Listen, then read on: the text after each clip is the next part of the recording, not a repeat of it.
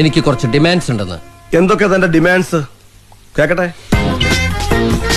1, പട്ടിക്ക് താമസിക്കാൻ ഫ്ലാറ്റ് വേണം. ഫ്ലാറ്റ്? പട്ടി ഫ്ലാറ്റിലാണോ സാർ താമസിപ്പിക്കുന്നത്? കൂട്ടിലല്ലേ? ഇത് അവന് താമസിക്കാനാണ്. വെറുതെ സർക്കാരിന് അയാൾ പറയട്ടെ. പറഞ്ഞോട്ടെ.